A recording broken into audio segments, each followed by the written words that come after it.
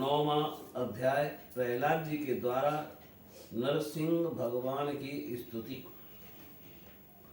नारद जी कहते हैं, देखो, इस प्रकार ब्रह्मा शंकर आदि सभी देवगण नरसिंह भगवान के क्रोधावेश को शांत न कर सके और न उनके पास जा सके।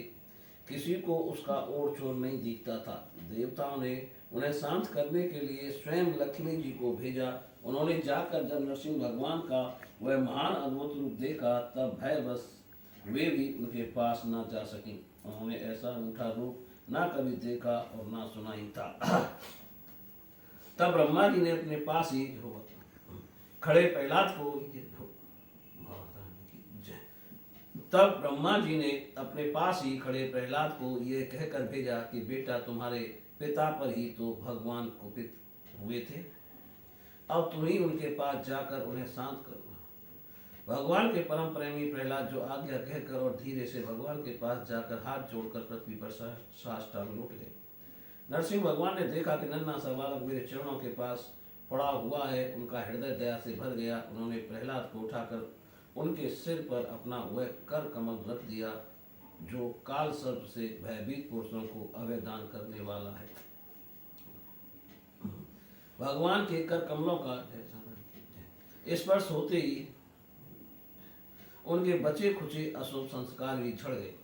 तत्काल उन्हें परमात्म तत्व का साक्षात्कार हो गया। उन्होंने बड़े प्रेम और आनंद में मग्न होकर भगवान के चरण कमलों को अपने हृदय में धारण किया। उस समय उनका सारा शरीर पुलकित हो गया। हृदय में प्रेम की धारा प्रभावित होने लगी और नेत्रों से आनंद अश्रु झरने लगे। प्रहलाद जी भावपूर्ण हृदय और निर्विशेष नयनों से भगवान को देख रहे थे। भाव समाधि से स्वयं एकाग्र हुए मन के द्वारा उन्होंने भगवान के गुणों का चिंतन करते हुए प्रेम गदगद वाणी से स्तुति की। प्रहलाद जी ने कहा, ब्रह्मा आदि देवता, ऋषि मुनि और सिद्ध पुरुषों की बुद्धि निरंतर सत्व गुण में ही स्थित रहती है, फिर भी वे अपनी धारा प्रवाह स्तुति और अपने विविध गुणों से आपको अब तक भी संतुष्ट नहीं कर सके। फिर मैं तो घोर असुर जाति में उत्पन्न हुआ हूँ, क्या आप मुझसे संतुष्ट हो सकते हैं? मैं समझता हूँ कि धन, कुलीनता, रूप, तप, विद्या, ओज, तेज, प्रभाव, बल, पौरुष, बुद्धि और योग, ये सभी गुण परम पुरुष भगवान को संतुष्ट करने में समर्थ नहीं है, परंतु भक्ति से तो भगवान गजेंद्र पर भी संतुष्ट हो गए थे।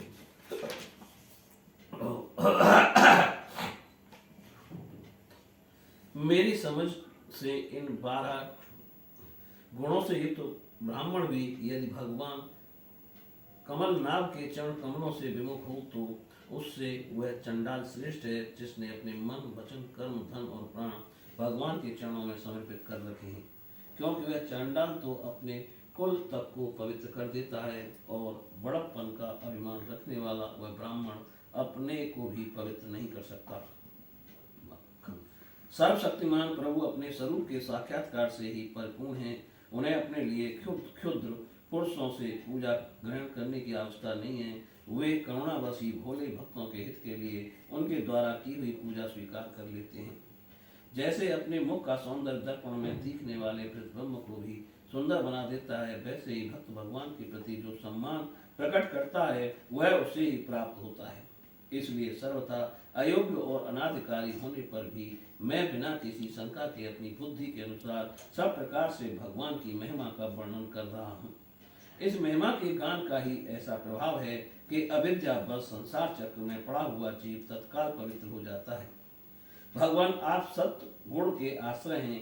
ये ब्रह्मा आदि सभी देवता आपके आज्ञाकारी भक्त हैं। ये हम दैत्यों की तरह आपसे द्वेष नहीं करते। प्रभु, आप बड़े बड़े सुंदर सुंदर अवतार ग्रहण करके इस जगत के कल्याण एवं अभ्युदय के लिए तथा उसे आत्मानंद की प्राप्ति कराने के लिए अनेकों प्रकार की लीलाएं करते हैं। जिस असुर को मारने के लिए आपने क्रोध किया था वह मारा जा चुका। अब आप अपना क्रोध शांत कीजिए। जैसे बिच्छू और सांप की मृत्यु से सज्जन भी सुखी होते हैं, वैसे ही इस दैत्य के संहार से सभी लोगों को बड़ा सुख मिला है। अब सब आपके शांत स्वरूप के दर्शन की बाट जो रहे हैं। नरसिंह देव भय से मुक्त होने के लिए भक्तजन आपके इस रूप का स्मरण करेंगे। परमात्मन, आपका मुख बड़ा भयावना है। आपकी जीभ लपलपा रही है, आंखें सूर्य के समान हैं, भौहें चढ़ी हुई हैं, बड़ी पैनी दाढ़ें हैं, आंतों की माला खून से लथपथ गर्दन के बाल बर्छे की तरह सीधे खड़े कान और दिग्गजों को भी भयभीत कर देने वाला सिंहनाद एवं शत्रुओं को फाड़ डालने वाले आपके इन नखों को देखकर मैं तनक भी भयभीत नहीं हुआ हूँ। दीन बंधु मैं भयभीत हूँ तो केवल इस असहृदय और उग्र संसार चक्र में पिसने से मैं अपने कर्म पासों से बंधकर इन भयंकर जंतुओं के बीच में डाल दिया गया हूँ। मेरे स्वामी, आप प्रसन्न होकर मुझे कब अपने इन चरण कमलों में बुलावेंगे, जो समस्त जीवों की एकमात्र शरण और मुख्य स्वरूप हैं। अनंतर मैं जिन जिन योनियों में गया, उन सभी योनियों में प्रिय के वियोग और अप्रिय के संयोग से होने वाले शोक की आग में झुलसता रहा। उन दुखों को मिटाने की जो दवा है वह भी दुख रूप ही है। मैं ना जाने कब से अपने से अतिरिक्त वस्तुओं को आत्मा समझकर इधर उधर भटक रहा हूँ। आप ऐसा साधन बतलाइए जिससे कि आपकी सेवा भक्ति प्राप्त कर सकूं। प्रभु, आप हमारे प्रिय हैं, अहेतुक हितैषी सुहृदय हैं। आप ही वास्तव में सबके परम आराध्य हैं। मैं ब्रह्मा जी के द्वारा गाई हुई आपकी लीला कथाओं का गान करता हुआ बड़ी सुगमता से रागादि प्राकृतिक गुणों से मुक्त होकर इस संसार की कठिनाइयों को पार कर जाऊंगा, क्योंकि आपके चरण युगलों में रहने वाले भक्त परम महात्माओं का संग तो मुझे मिलता ही रहेगा। भगवान नरसिंह, इस लोक में दुखी जीवों का दुख मिटाने के लिए जो उपाय माना जाता है वह आपकी उपेक्षा करने पर क्षण के लिए ही होता है। यहाँ तक कि माँ बाप बालक की रक्षा नहीं कर सकते, औषधि रोग नहीं मिटा सकती और समुद्र में डूबते हुए को नौका नहीं बचा सकती। सत्वादि गुणों के कारण भिन्न भिन्न स्वभाव के जितने भी ब्रह्मादि श्रेष्ठ और कालादि कनिष्ठ करता हैं, उनको प्रेरित करने वाले आप ही हैं।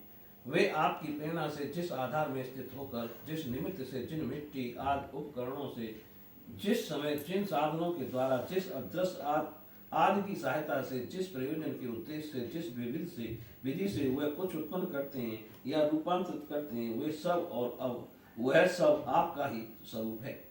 पुरुष की अनुमति से काल के द्वारा गुणों में क्षोभ होने पर माया मन प्रधान लिंग शरीर का निर्माण करती है। ये लिंग शरीर बलवान, कर्ममय एवं अनेक नाम रूपों में आसक्त छंदोमय है। यही अविद्या के द्वारा कल्पित मन, 10 इंद्रिय और 5 तन्मात्रा, इन 16 विकार रूप अरों से युक्त संसार चक्र है। जन्म रहित प्रभु, आपसे भिन्न रहकर ऐसा कौन पुरुष है जो इस मन रूप संसार चक्र को पार कर जाए।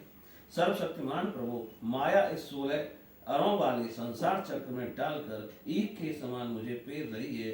आप अपनी चैतन्य शक्ति से बुद्धि के समस्त गुणों को सर्वदा पराजित रखते हैं और काल रूप से संपूर्ण साध्य और साधनों को अपने अधीन रखते हैं। मैं आपकी शरण में आया हूँ, आप मुझे इससे बचाकर अपनी सनिधि में खींच लीजिए। भगवान, जिनके लिए संसारी लोग बड़े लालायित रहते हैं, स्वर्ग में मिलने वाली समस्त लोकपालों की वह आयु, लक्ष्मी और ऐश्वर्य मैंने खूब देख लिए। जिस समय मेरे पिता तनिक क्रोध करके हंसते थे और उससे उनकी भौहें थोड़ी टेढ़ी हो जाती थी, तब उन स्वर्ग की संपत्तियों के लिए कहीं ठिकाना नहीं रह जाता था। वे लुटती फिरती थी, किंतु आपने मेरे उन पिता को भी मार डाला। इसलिए मैं ब्रह्म लोक तक की आयु, लक्ष्मी, ऐश्वर्य और वे इंद्रिय भोग जिन्हें संसार के प्राणी चाह करते हैं नहीं चाहता, क्योंकि मैं जानता हूँ कि अत्यंत शक्तिशाली काल का रूप धारण करके आपने उन्हें ग्रस्त रखा है। इसलिए मुझे आप अपने दासों की सनिधि में ले चलिए। वैसे भोग की बातें सुनने में ही अच्छी लगती हैं, वास्तव में मृत तृष्णा के जल के समान नितांत असत्य हैं और यह शरीर भी जिससे वे भोग भोगे जाते हैं अगणित रोगों का उद्गम स्थान है। कहाँ वे मिथ्या विषय भोग और कहाँ वह रोग युक्त शरीर। इन दोनों की क्षण भंगुरता और असारता जानकर भी मनुष्य इनसे विरक्त नहीं होता। वह कठिनाई से प्राप्त होने वाले भोग के नन्हे नन्हे मधु बिंदुओं से अपनी कामना की आग बुझाने की चेष्टा करता है। प्रभु, कहाँ तो इस तमोगुणी असुर वंश में रजोगुण से उत्पन्न हुआ मैं, और कहाँ आपकी अनंत कृपा। धन्य है आपने अपना परम प्रसाद स्वरूप और सकल संतापहारी वह कर कमल मेरे सिर पर रखा है, जिसे आपने ब्रह्मा, शंकर और लक्ष्मी जी के सिर पर कभी नहीं रखा। दूसरे संसारी जीवों के समान आप में छोटे बड़े का भेदभाव नहीं है, क्योंकि आप सबके आत्मा और अकारण प्रेमी हैं। फिर भी कल वृक्ष के समान आपका कृपा प्रसाद भी सेवन भजन से ही प्राप्त होता है। सेवा के अनुसार ही जीवों पर आपकी कृपा का उदय होता है, उसमें जातिगत उच्चता या नीचता कारण नहीं है। भगवान, ये संसार एक ऐसा अंधेरा कुआं है जिसमें काल रूप सब ढसने के लिए सदा तैयार रहता है। विषय भोगों की इच्छा वाले पुरुष उसी में गिरे हुए हैं। मैं भी संगवश उसके पीछे उसी में गिरने जा रहा था, परंतु भगवान देवर्षि नारद ने मुझे अपना कर बचा लिया। तब भला मैं आपके भक्तजनों की सेवा कैसे छोड़ सकता हूँ। अनंतर जिस समय मेरे पिता ने अन्याय करने के लिए कमर कसकर हाथ में खड्ग ले लिया और वह कहने लगा कि यदि मेरे सिवा कोई और ईश्वर है तो मुझे बचा ले, मैं तेरा सिर काटता हूँ, उस समय आपने मेरे प्राणों की रक्षा की और मेरे पिता का वध किया। मैं तो समझता हूँ कि आपने अपने प्रेमी भक्त सनकादि ऋषियों का वचन सत्य करने के लिए ही वैसा किया था। भगवान, ये संपूर्ण जगत एकमात्र आप ही हैं, क्योंकि इसके आदि में आप ही कारण रूप से थे, अंत में आप ही अवधि के रूप में रहेंगे, बीच में इसकी प्रतीत के रूप में केवल आप ही हैं। आप अपनी माया से गुणों के परिणाम स्वरूप इस जगत की सृष्टि करके इसमें पहले से विद्यमान रहने पर भी प्रवेश की लीला करते हैं और उन गुणों से युक्त होकर अनेक मालूम पड़ रहे हैं। भगवान, यह तो कुछ कार्य कारण के रूप में प्रतीत हो रहा है, वह सब आप ही हैं और इसमें भिन्न भी आप ही हैं। अपने पराय का भेद भाव तो अर्थहीन शब्दों की माया है, क्योंकि जिसका जन्म स्थित लय और प्रकाश होता है वह उसका स्वरूप ही होता है। जैसे बीज और वृक्ष कारण और काल की दृष्टि से भिन्न भिन्न हैं, तो भी गंध तन मात्र की दृष्टि से दोनों एक ही हैं। भगवान, आप इस संपूर्ण विश्व को स्वयं ही अपने में समेटकर आत्म सुख का अनुभव करते हुए निष्क्रिय होकर प्रलयकालीन जल में शयन करते हैं।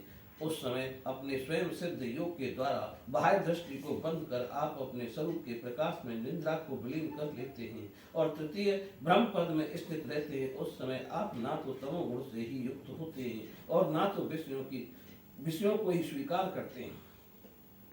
आप अपनी काल शक्ति से प्रकृति के गुणों को प्रेरित करते हैं, इसलिए ये ब्रह्मांड आपका ही शरीर है। पहले ये आप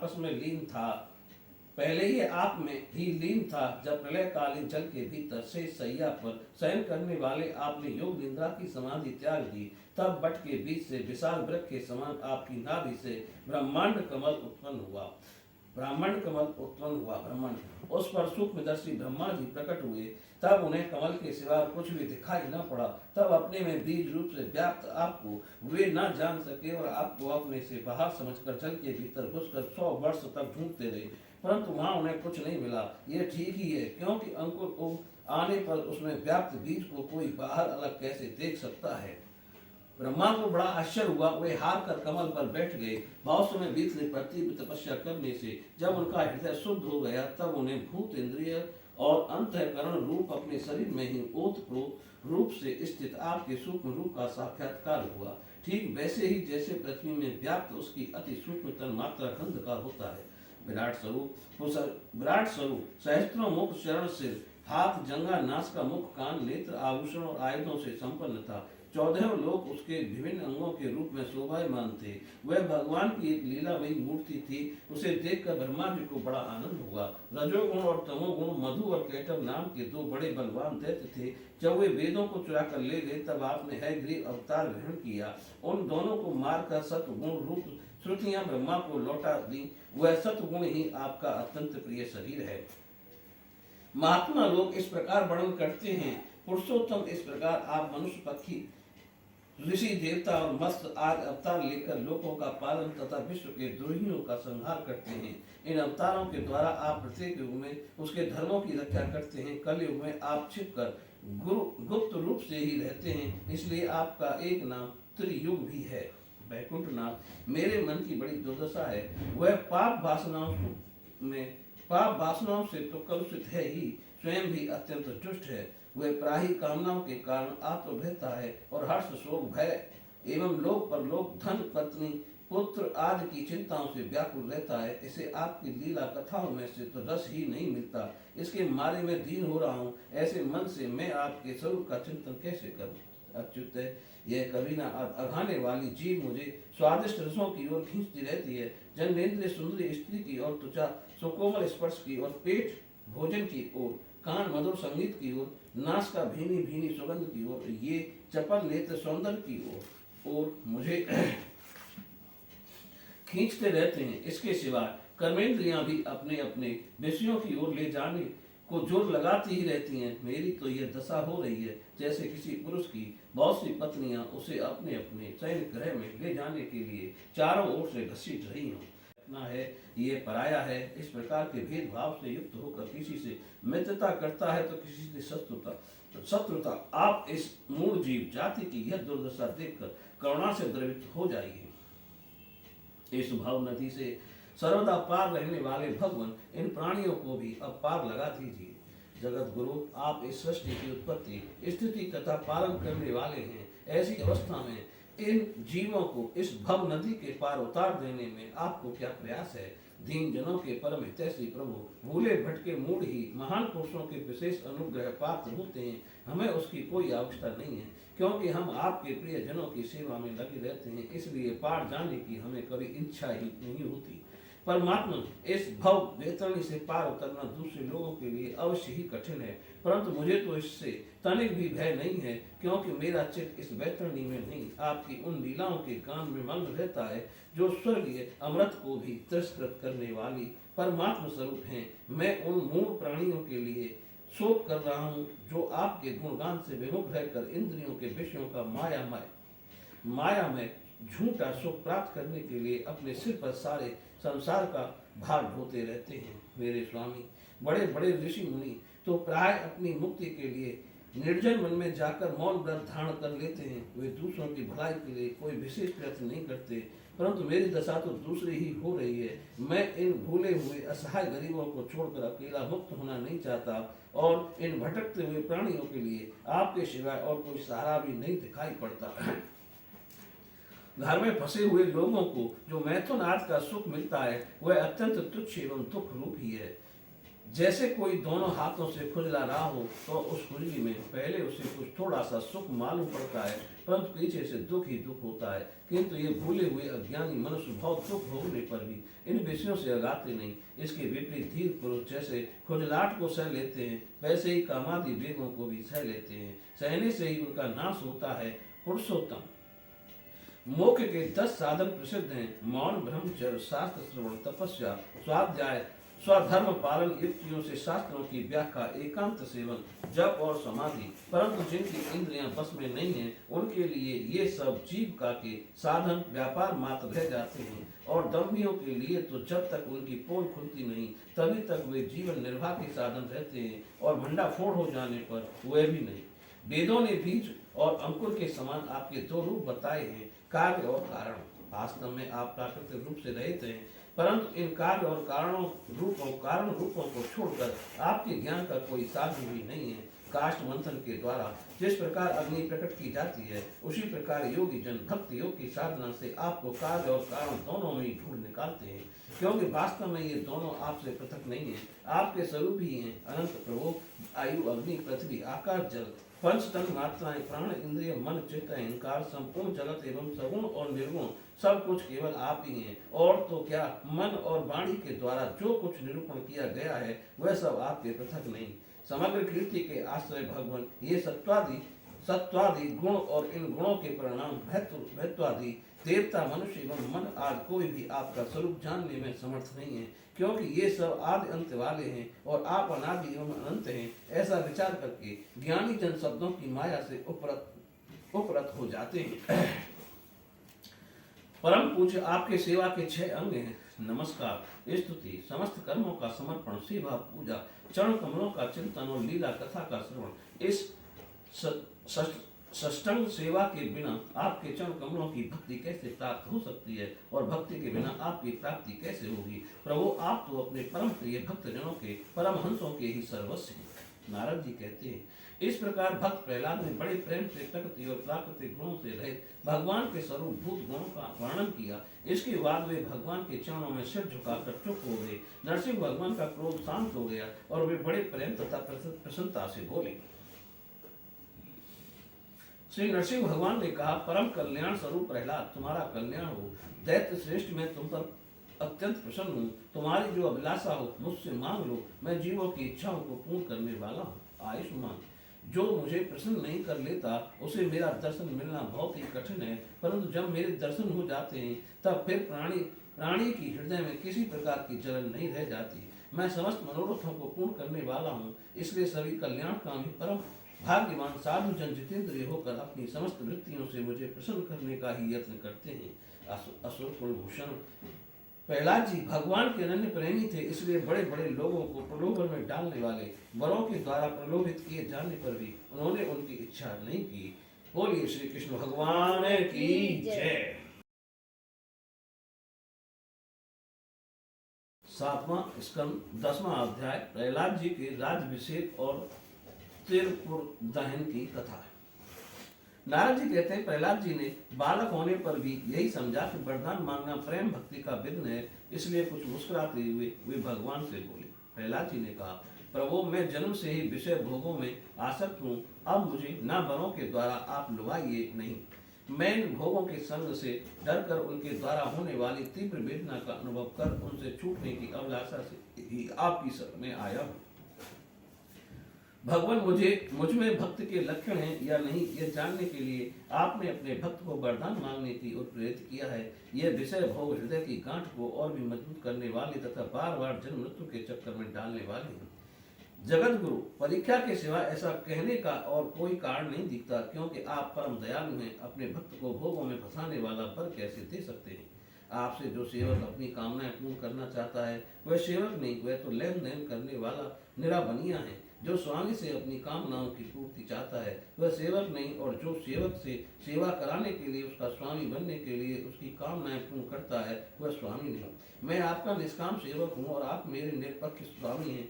जैसे राजा और उसके सेवकों का प्रयोजन बस स्वामी सेवक का संबंध रहता है, वैसा तो मेरा और आपसे संबंध नहीं। मेरे वरदानी शिरोमणि स्वामी, यदि आप मुझे मुंह मांगा वर देना ही चाहते हैं तो यह वर दीजिए कि मेरे हृदय में कभी किसी कामना का बीज अंकुरित ही ना हो।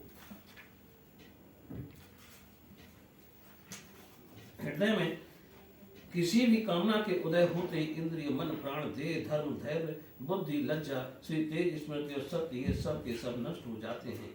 कमल ने जिस समय मनुष्य अपने मन में रहने वाली कामनाओं का परित्याग कर देता है, उसी समय वह भगवत स्वरूप को प्राप्त कर लेता है। भगवान, आपको नमस्कार है। आप सबके हृदय में विराजमान उदर शिरोमणि स्वयं पर ब्रह्म परमात्मा है। अद्भुत नरसिंह रूपधारी श्री हरि के चरणों में मैं बार बार प्रणाम करता हूँ। श्री नरसिंह भगवान ने कहा, प्रहलाद, तुम्हारे जैसे मेरे एकांत प्रेमी इस लोक अथवा परलोक की किसी भी वस्तु के लिए भी कभी कोई कामना नहीं करते। फिर भी मैं अधिक नहीं, केवल एक मनवंतर तक मेरी प्रसन्नता के लिए तुम इस लोक में दैत्याधिपतियों के समस्त भोग स्वीकार कर लो। समस्त प्राणियों के हृदय में यज्ञों के भोक्ता ईश्वर के रूप में ही विराजमान हूँ। तुम अपने हृदय में मुझे देखते रहना और मेरी लीला कथाएं जो तुम्हें अत्यंत प्रिय हैं सुनते रहना। समस्त कर्मों के द्वारा मेरी ही आराधना करना और इस प्रकार अपने प्रारब्ध कर्म का क्षय कर देना। भोग के द्वारा पुण्य कर्मों के फल और निष्काम पुण्य कर्मों के द्वारा पाप का नाश करते हुए समय पर शरीर का त्याग करके समस्त बंधनों से मुक्त होकर तुम मेरे पास आ जाओगे। देवलोक में भी लोग तुम्हारी विशुद्ध कीर्ति का गान करेंगे। तुम्हारे द्वारा ही की हुई मेरी इस स्तुति का जो मनुष्य कीर्तन करेगा और साथ ही मेरा और तुम्हारा स्मरण भी करेगा, वह समय पर कर्मों के बंधन से मुक्त हो जाएगा। प्रहलाद जी ने कहा, महेश्वर, आप वर देने वालों के स्वामी हैं। आपसे मैं एक वर और मांगता हूँ। मेरे पिता ने आपके ईश्वरीय तेज और सर्वशक्तिमानी चराचर स्वयं आपको न जानकर आपकी बड़ी निंदा की है। इस विष्णु ने मेरे भाई को मार डाला है। ऐसी मिथ्या दृष्टि रखने के कारण पिताजी क्रोध के वेग को सहन करने में असमर्थ हो गए थे। इसी से उन्होंने आपका भक्त होने के कारण मुझसे भी द्रोह किया। दीनबंधु, यद्यपि आपकी दृष्टि पड़ते ही हुए पवित्र हो चुके, फिर भी मैं आपसे प्रार्थना करता हूँ कि उस जल्दी नाश न होने वाले दुष्टर दोष से मेरे पिता शुद्ध हो जाए। श्री नरसिंह भगवान ने कहा, निष्पाप प्रहलाद, तुम्हारे पिता स्वयं पवित्र होकर तर गए, इसकी तो बात ही क्या है। यदि उनकी 21 पीढ़ियों के पितर होते तो उन सब के साथ भी वे तर जाते, क्योंकि तुम्हारे जैसा कुल को पवित्र करने वाला पुत्र उनको प्राप्त हुआ। मेरे शांत समदर्शी और सुख से सदाचार पालन करने वाले प्रेमी भक्त जहाँ जहाँ निवास करते हैं वे स्थान चाहे कीचक ही क्यों ना हो पवित्र हो जाते हैं। दैत्यराज मेरे भक्ति भाव से जिनकी कामनाएं नष्ट हो गई हैं, वे सर्वत्र आत्मभाव हो जाने के कारण छोटे बड़े किसी भी प्राणी को किसी भी प्रकार से कष्ट नहीं पहुंचाते। संसार में जो लोग तुम्हारे अनुयायी होंगे वे भी मेरे भक्त हो जाएंगे। बेटा, तुम मेरे सभी भक्तों के आदर्श हो। यद्यपि मेरे अंगों का स्पर्श होने से तुम्हारे पिता पूर्ण रूप से पवित्र हो गए, तथापि तुम उनकी अंत्येष्टि क्रिया करो। तुम्हारे जैसी संतान के कारण उन्हें उत्तम लोकों की प्राप्ति होगी। बस तुम अपने पिता के पद पर स्थित हो जाओ और वेदवादी मुनियों की आज्ञा के अनुसार मुझ में अपना मन लगाकर और मेरी शरण में रहकर मेरी सेवा के लिए ही अपने सारे कार्य करो। नारद जी कहते हैं, युधिष्ठिर, भगवान की आज्ञा के अनुसार प्रहलाद जी ने अपनी पिता की अंत्येष्टि क्रिया की। इसके बाद श्रेष्ठ ब्राह्मणों ने उनका राज्याभिषेक किया। इसी समय देवता ऋषि आदि के साथ ब्रह्मा जी ने नरसिंह भगवान को प्रसन्न देखकर पवित्र वचनों के द्वारा उनकी स्तुति की और उनसे यह बात कही। ब्रह्मा जी ने कहा, देवताओं के आराध्य देव, आप सर्वांतरयामी जीवों के जीवन दाता और मेरे भी पिता हैं। यह पापी दैत्य लोगों को बहुत ही सत्ता रहा है। यह बड़े सौभाग्य की बात है कि आपने इसे मार डाला। मैंने इसे वर दे दिया था कि मेरी सृष्टि का कोई भी प्राणी तुम्हारा वध न कर सकेगा। इससे यह मत वाला हो गया था। तपस्या, योग और बल के कारण उच्छृंखल होकर इसने वेद विधियों का उच्छेद कर दिया था। यह भी बड़ी सौभाग्य की बात है कि इसके पुत्र परमा भक्त शुद्ध हृदय नन्हे से शिशु प्रहलाद को आपने मृत्यु के मुख से छुड़ा दिया, तथा ये भी बड़े आनंद और मंगल की बात है कि वह अब आपकी शरण में है। भगवान, आपके इस नरसिंह रूप का ध्यान जो कोई एकाग्र करेगा, मन से करेगा, उसे यह सब प्रकार के भयों से बचा लेगा। यहाँ तक कि मारने की इच्छा से आई हुई मृत्यु भी उसका कुछ न बिगाड़ सकेगी। श्री नरसिंह भगवान बोले, ब्रह्मा जी, आप दैत्यों को ऐसा वर न दिया करें जो स्वभाव से ही क्रूर हैं। उनको दिया हुआ वर तो वैसा ही है जैसे सांपों को दूध पिलाना। नारद जी कहते हैं, युधिष्ठिर, नरसिंह भगवान इतना कहकर और ब्रह्मा जी के द्वारा की हुई पूजा को स्वीकार करके वही अंतर ध्यान समस्त प्राणियों के लिए अदृश्य हो गए। इसके बाद प्रहलाद जी ने भगवत स्वरूप ब्रह्मा, शंकर की तथा प्रजापति और देवताओं की पूजा करके उन्हें माथा टेक कर प्रणाम किया। तब शुक्राचार्य आदि मुनियों के द्वारा ब्रह्मा जी ने प्रहलाद जी को समस्त दानव और दैत्यों का अधिपति बना दिया। फिर ब्रह्मा देवताओं ने प्रहलाद का अभिनंदन किया और उन्हें शुभ आशीर्वाद दिए। प्रहलाद जी ने भी यथोयोग सबका सत्कार किया और वे लोग अपने अपने लोकों को चले गए। युधिष्ठिर, इस प्रकार भगवान के वे दोनों पार्षद जय और विजय दित के पुत्र दैत्य हो गए। वे भगवान से बैर भाव रखते थे। उनके हृदय में रहने वाले भगवान ने उनका उद्धार करने के लिए उन्हें मार डाला।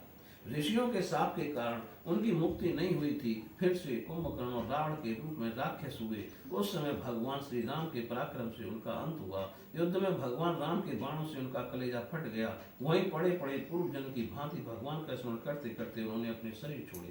वही अब इस युग में शिशुपाल और दंतवक्त्र के रूप में पैदा हुए थे। भगवान के प्रति बैरभाव होने के कारण तुम्हारे सामने ही वे उनमें समा गए। युधिष्ठिर, श्री कृष्ण से शत्रुता रखने वाले सभी राजा अंत समय में श्री कृष्ण के स्मरण से तद्रुप होकर अपने पूर्वकृत पापों से सदा के लिए मुक्त हो गए।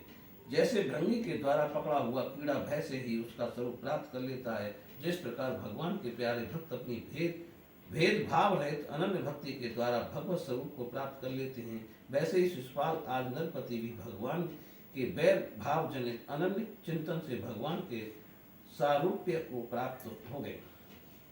युधिष्ठिर, तुमने मुझसे पूछा था कि भगवान से द्वेष करने वाले शिशुपाल आदि को उनके सारूप्य की प्राप्ति कैसे हुई। उसका उत्तर मैंने तुम्हें दे दिया। ब्रह्मांड देव परमात्मा श्री कृष्ण का यह परम पवित्र अवतार चरित्र है। इसमें हिरण्याक्ष और हिरण्याकश्यप की इन दोनों दैत्यों का वध वर्णन है। इस प्रसंग में भगवान के परम भक्त प्रहलाद का चरित्र, भक्ति, ज्ञान, वैराग्य एवं संसार की सृष्टि, स्थिति और प्रलय के स्वामी श्री हरि के यथार्थ स्वरूप तथा उनके दिव्य गुण एवं लीलाओं का वर्णन है। इस आख्यान में देवता और दैत्यों के पदों में काल क्रम से महान परिवर्तन होता है, उसका भी निरूपण किया गया है। जिसके द्वारा भगवान की प्राप्ति होती है, उस भागवत धर्म का भी वर्णन है। अध्यात्म संबंध में भी सभी जानने योग्य बातें इसमें हैं। भगवान के पराक्रम से पूर्ण इस पवित्र आख्यान को जो कोई पुरुष की श्रद्धा कीर्तन करता और सुनता है, वह कर्म बंधन से मुक्त हो जाता है।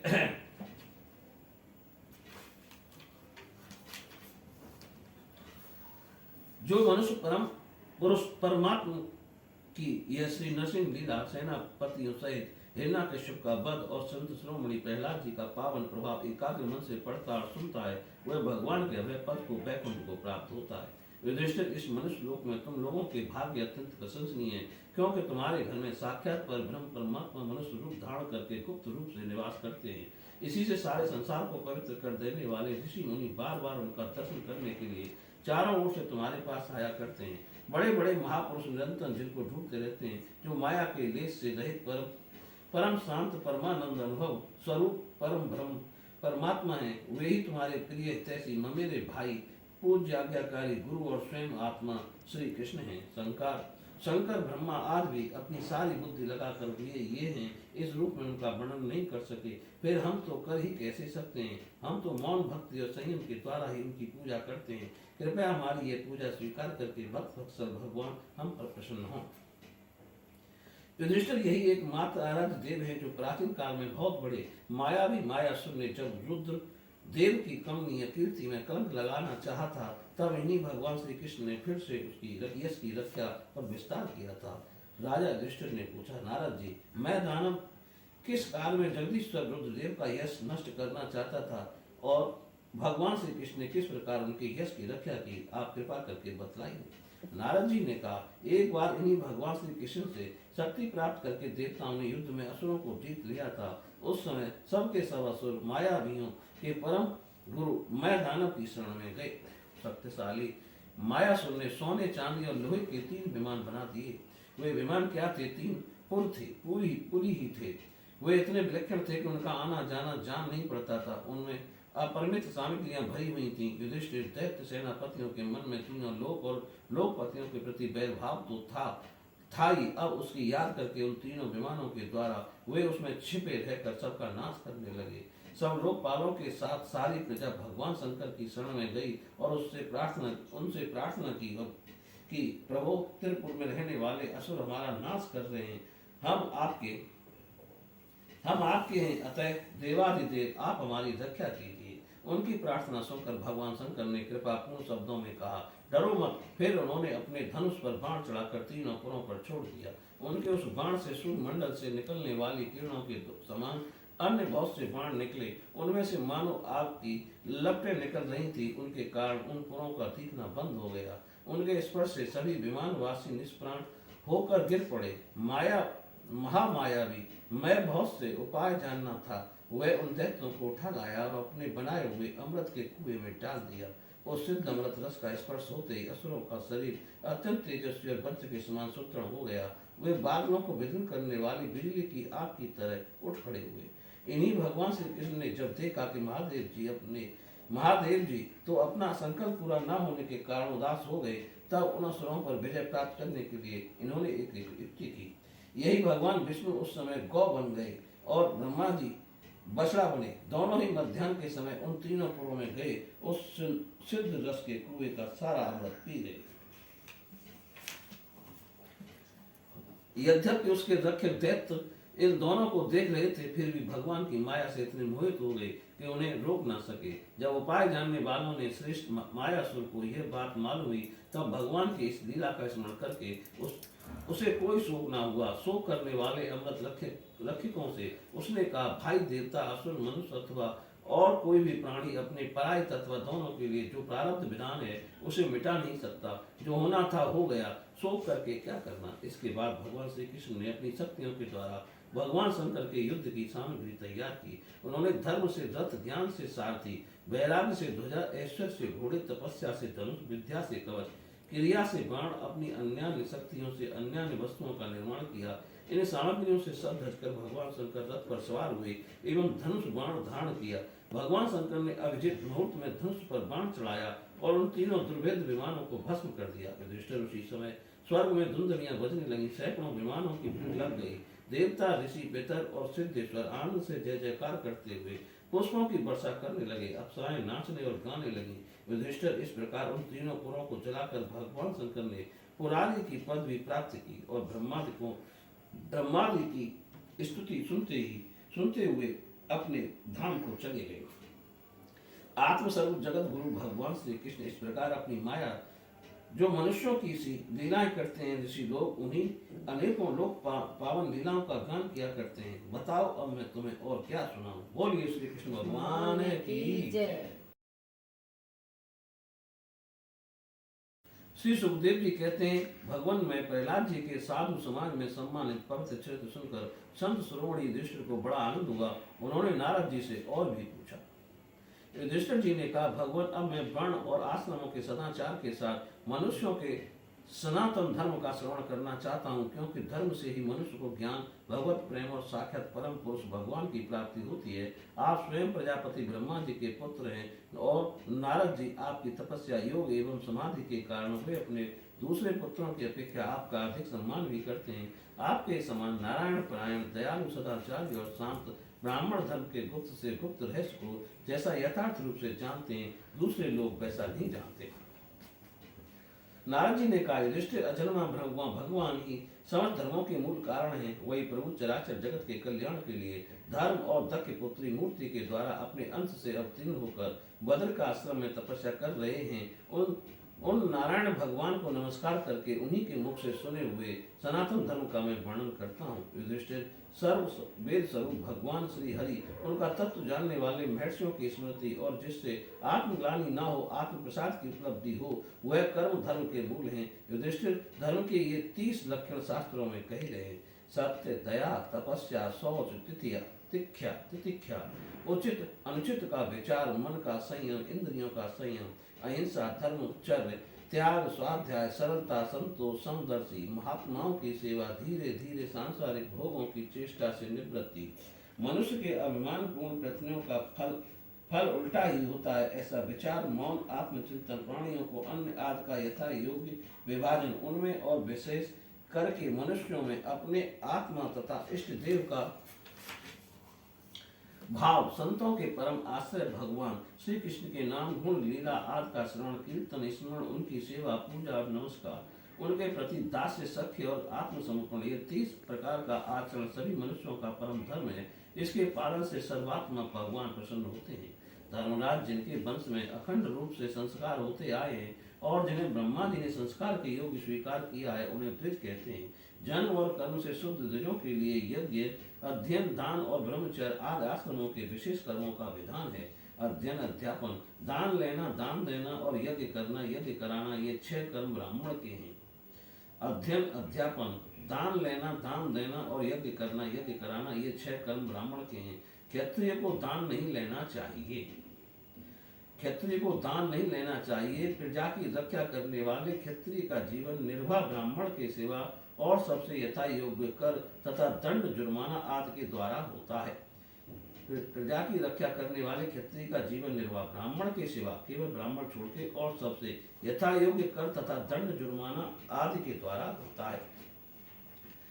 वैश्य को सर्वथा ब्राह्मण वंश का अनुयायी रहकर गौ रक्षा, कृषि एवं व्यापार के द्वारा अपनी जीविका चलानी चाहिए। शूद्र का धर्म है वैश्य को सर्वथा ब्राह्मण वंश का अनुयायी रहकर गौ रक्षा, कृषि एवं व्यापार के द्वारा अपनी जीविका चलानी चाहिए। शूद्र का धर्म है द्विजातियों की सेवा, उसकी जीविका का निर्वाह उसका स्वामी करता है। शूद्र का धर्म है द्विजातियों की सेवा, उसकी जीविका का निर्वाह उसका स्वामी करता है। ब्राह्मण के जीवन निर्वाह के साधन 4 प्रकार के हैं: वार्ता, शालीन, यायावर और सुलोचन। इसमें से पीछे की वृत्तियां अपेक्षाकृत श्रेष्ठ हैं। निम्न वर्ण का पुरुष बिना आपत्ति काल के उत्तम वर्ण की वृत्तियों का अवलंबन न करे। क्षत्रिय दान लेना छोड़कर ब्राह्मण की शेष 5 वृत्तियों का अवलंबन ले सकता है। आपत्ति काल में सभी सब वृत्तियों को स्वीकार कर सकते हैं। आपत्ति काल में सभी सब वृत्तियों को स्वीकार कर सकते हैं। ऋतु, अमृत, मृत, प्रमृत और सत्यानृत, इनमें से किसी भी वृत्ति का आश्रय ले, परंतु स्वान वृत्तियों का अवलंबन कभी न करे। बाजार में पड़े हुए अन्न उच्च तथा खेतों में पड़े हुए अन्न सिल को बीन कर सिलोच वृत्ति से जीव का निर्वाह करना ऋत है। बिना मांगे जो कुछ मिल जाए उसी आयाचित शालीन वृत्ति के द्वारा जीवन निर्वाह करना अमृत है। नित्य मानकर लाना अर्थात आया वर वृत्ति के द्वारा जीवन यापन करना व्रत है। कृषि आदि के द्वारा वार्ता वृत्ति से जीवन निर्वाह करना प्रमृत है। वाणिज्य सत्यानृत है और निम्न वर्ण की सेवा करना स्वान व्रत है। ब्राह्मण और क्षत्रिय को इस अंतिम निदित्य वृत्ति का कभी आश्रय नहीं लेना चाहिए, क्योंकि ब्राह्मण सर्व वेदमय और क्षत्रिय राजा सर्व देवमय। सम दम तप शौच संतोष क्षमा सरलता ज्ञान दया भगवत प्राणता और सत्य ये ब्राह्मण के लक्षण हैं। युद्ध में उत्साह वीरता धीरता तेजस्विता त्याग मनोजय क्षमा ब्राह्मणों के प्रति भक्ति अनुग्रह और प्रजा की रक्षा करना ये क्षत्रिय के लक्षण हैं।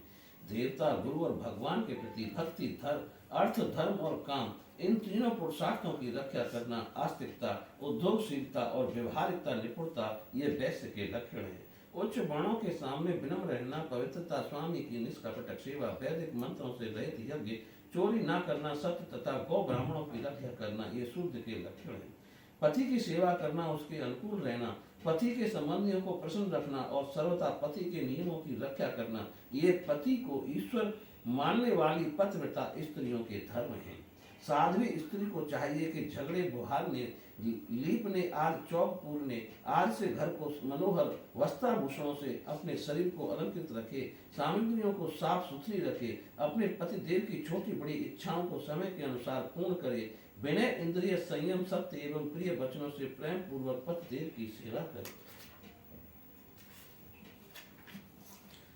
जो कुछ मिल जाए उसी में संतुष्ट रहे, किसी भी वस्तु के लिए ललचावे नहीं, सभी कार्यों में चतुर एवं मर्मज्ञ हो, सत्य और प्रिय बोले, अपने कर्तव्य में सावधान रहे, पवित्रता और प्रेम से परिपूर्ण रहकर यदि पति पतित न हो तो उसका सहवास करे।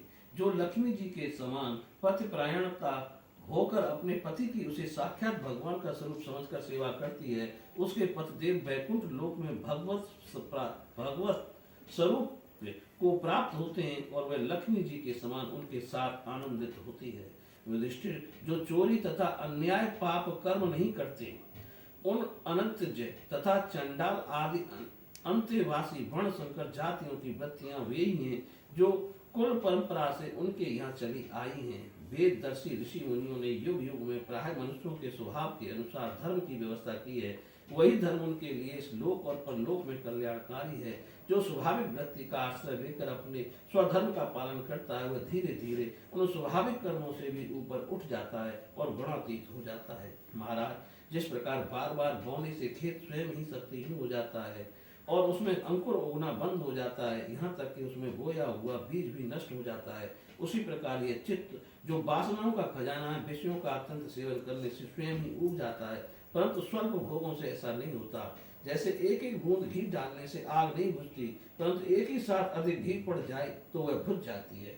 जिस पुरुष के वर्ण को बताने वाला जो लक्षण कहा गया है, वह यदि दूसरे वर्ण वाले में भी मिले तो भी उसे उसी वर्ण का समझना चाहिए। बोलिए श्री कृष्ण भगवान की जय। 12वां अध्याय ब्रह्मचर्य और वानप्रस्थ आश्रमों के नियम। नारद जी कहते हैं, धर्मराज गुरुकुल में निवास करने वाला ब्रह्मचारी अपनी इंद्रियों को बस में रखकर दास के समान अपने को छोटा माने, गुरुदेव के चरणों में सुदृढ़ अनुराग रखे और उनके हित के कार्य करता रहे। सायंकाल और प्रातः काल गुरु अग्नि सूर्य और श्रेष्ठ देवताओं की उपासना करे और मौन होकर एकाग्रता से गायत्री का जप करता हुआ दोनों समय की संध्या करे। गुरुजी जब बुलावे तभी पूर्णतया अनुशासन में रहकर उनसे वेदों का स्वाध्याय करे। पाठ के प्रारंभ और अंत में उनके चरणों में सिर टेककर प्रणाम करे। शास्त्र की आज्ञा के अनुसार मेखला मृग चर्म वस्त्र जटा दंड कमंडल यज्ञोपवी तथा हाथ में कुश धारण करे। सायंकाल और प्रातः काल भिक्षा मांग कर लावे और उसे गुरु जी को समर्पित कर दे। वे आज्ञा दें तब भोजन करे और यदि कभी आज्ञा ना दे तो उपवास कर ले। अपने शील की रक्षा करे, थोड़ा खाए, अपने कर्मों को निपुणता के साथ करे, श्रद्धा रखे और इंद्रियों को अपने बस में रखे। स्त्री और स्त्रियों के बस में रहने वालों के साथ जितनी आवश्यकता हो उतना ही व्यवहार करे। जो गृहस्थ नहीं है और ब्रह्मचर्य का व्रत किए हुए हैं, उसे स्त्री की चर्चा ही अलग रहना चाहिए। इंद्रियां बड़ी बलवान है, ये प्रयत्नपूर्वक साधन करने वालों के मन को भी क्षुब्ध करके खींच लेती है। युवक ब्रह्मचारी युवती गुरु पत्नियों से बाल सुलझवाना, शरीर मलवाना, स्नान करवाना, औठन लगवाना आदि कार्य न करावे। स्त्रियां आग के समान हैं और पुरुष घी के घड़े के समान। एकांत में अपनी कन्या के साथ भी रहना चाहिए, एकांत में अपनी कन्या के साथ भी ना रहना चाहिए। जब वो एकांत में ना हो तब भी आवश्यकता के अनुसार ही उसके पास रहना चाहिए। जब तक यह जीव आत्म साक्षात्कार के द्वारा इन देह और इंद्रियों के प्रतीत मात्र निश्चय करके स्वतंत्र नहीं हो जाता, तब तक मैं पुरुष हूँ और ये स्त्री है, ये द्वैत में नहीं मिटता, तब तक ये भी निश्चित है कि ऐसे पुरुष यदि स्त्री के संसर्ग में रहेंगे तो उनकी उनमें भोग बुद्धि हो ही जाएगी। ये सब शील रख्यादि गुण गृहस्थी के लिए और सन्यासी के लिए भी विहित हैं। गृहस्थ के लिए गुरुकुल में रहकर गुरु की सेवा सुस्ता वैकल्पिक है, क्योंकि ऋतु गमन के कारण उसे वहां से अलग भी होना पड़ता है। जो ब्रह्मचर्य का व्रत धारण करें उन्हें चाहिए कि वे सुरमा या तेल न लगावें, उपटन न बने, स्त्रियों के चित्र न बनावें, मांस और मत्स्य से कोई संबंध न रखें, फूलों के हार, इत्र, फ्लैट, चंदन और आभूषणों का त्याग कर दें। इस प्रकार गुरुकुल में निवास करके द्विजाति को अपनी शक्ति और आवश्यकता के अनुसार वेद, उनके अंग, शिक्षा, कल्प आदि और उपनिषदों का अध्ययन तथा ज्ञान प्राप्त करना चाहिए। फिर यदि सामर्थ्य हो तो गुरु को मुंह मांगी दक्षिणा देनी चाहिए। इसके बाद उनकी आज्ञा से गृहस्थ, वानप्रस्थ अथवा संन्यास आश्रम में प्रवेश करे या आजीवन ब्रह्मचर्य का पालन करते हुए उसी आश्रम में रहे। यद्यपि भगवान स्वरूप सर्वत्र एक रस स्थित हैं, अतएव उनका कहीं प्रवेश करना या निकलना नहीं हो सकता, फिर भी अग्नि, गुरु, आत्मा और समस्त प्राणियों में अपने आश्रय जीवों के साथ वे विशेष रूप से विराजमान हैं, इसलिए उन पर सदा दृष्टि जमी रहनी चाहिए। इस प्रकार आचरण करने वाला ब्रह्मचारी, वानप्रस्थ, सन्यासी अथवा गृहस्थ विज्ञान संपन्न होकर पर ब्रह्म तत्व का अनुभव कर लेता है। अब मैं ऋषियों के मतानुसार वानप्रस्थ आश्रम के नियम बतलाता हूँ। इनका आचरण करने से वानप्रस्थ आश्रमी को अनायास ही ऋषियों के महलोक की प्राप्ति हो जाती है। वानप्रस्थ आश्रम की जोती हुई भूमि में उत्पन्न होने वाले चावल, गेहूं आदि अन्न नहीं खाने चाहिए। गेहूं आदि अन्न नहीं खाने चाहिए। बिना जोते पैदा हुए अन्न भी यदि असमय पका हो तो उसे भी ना खाना चाहिए। आग से पकाया हुआ या कच्चा अन्न भी ना खाए। केवल सूर्य के ताप से पके हुए कंद, मूल, फल आदि का ही सेवन करे। जंगलों में अपने आप पैदा हुए धान्यों से नित्य नैमित्तिक चरु और पुरोडास का हवन करे। जब नए नए अन्न, फल, फूल आदि मिलने लगे तब पहले के इकट्ठे किए हुए अन्न का परित्याग कर दे। अग्निहोत्र के अग्नि की रक्षा के लिए ही घर, पर्णकुटी अथवा पहाड़ की गुफा का आश्रय ले। स्वयं शीत, वायु, अग्नि, वर्षा और घाम का सहन करे। सिर पर जटा धारण करे और केश, रोम, नख एवं दाढ़ी, मूछ न कटवाए तथा मैल को भी शरीर से अलग न करे। कमंडल, मृग चर्म, दंड, वल्कल वस्त्र और अग्निहोत्र की सामग्रियां अपने पास रखे। विचारवान पुरुष को चाहिए कि 12, 8, 4, 2 या 1 वर्ष तक वानप्रस्थ आश्रम के नियमों का पालन करे। ध्यान रहे कि कहीं अधिक तपस्या का क्लेश सहन करने से बुद्धि बिगड़ ना जाए। वानप्रस्थी पुरुष जब रोग अथवा बुढ़ापे के कारण अपने कर्म पूरे ना कर सके और वेदांत विचार करने की भी सामर्थ्य ना रहे तब उसे अनशन आदि व्रत करने चाहिए।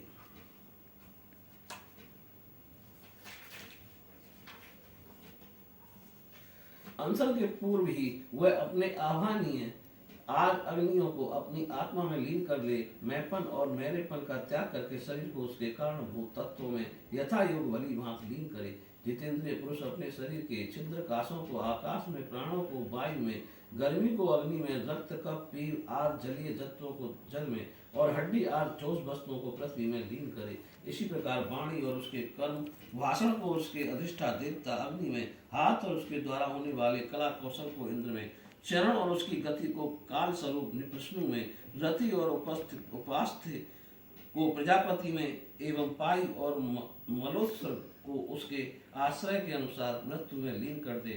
क्षुत और उसके द्वारा सुने जाने वाले शब्द को दिशाओं में, स्पर्श और त्वचा को वायु में, नेत्र सहित रूप को ज्योति में, मधुर आदि रस के सहित रसेंद्रिय को जल में, युधिष्ठिर घ्राणेन्द्रिय एवं उसके द्वारा सुने जाने वाले गंध को पृथ्वी में लीन कर दे। मनोरथों के साथ मन को चंद्रमा में, समझ में आने वाले पदार्थों के सहित बुद्धि को ब्रह्मा में तथा अहंता को ममता रूप क्रिया करने वाले अहंकार को उसके कर्मों के साथ रुद्र में लीन कर दे। इसी प्रकार चेतना सहित चित्त को क्षेत्रज्ञ जीव में और गुणों के कारण विकारी से प्रतीत होने वाले जीव को पर ब्रह्म में लीन कर दे। साथ ही पृथ्वी का जल में, जल का अग्नि में, अग्नि का वायु में, वायु का आकाश में, आकाश का अहंकार में, अहंकार का महत्व में, महत्व तत्व का अव्यक्त में, और अव्यक्त का अविनाशी में, परमात्मा में लय कर दे। इस प्रकार अविनाशी परमात्मा के रूप में अवशिष्ट जो चिद्रुस्तु है वह आत्मा है, वह मैं हूँ, यह जानकर अद्वितीय भाव में स्थित हो जाए। जैसे अपने आश्रम काष्ठाग्नि भस्म हो जाने पर अग्नि शांत होकर अपने स्वरूप में स्थित हो जाता है, वैसे ही वे भी उपरत हो जाए। बोलिए श्री कृष्ण भगवान की जय।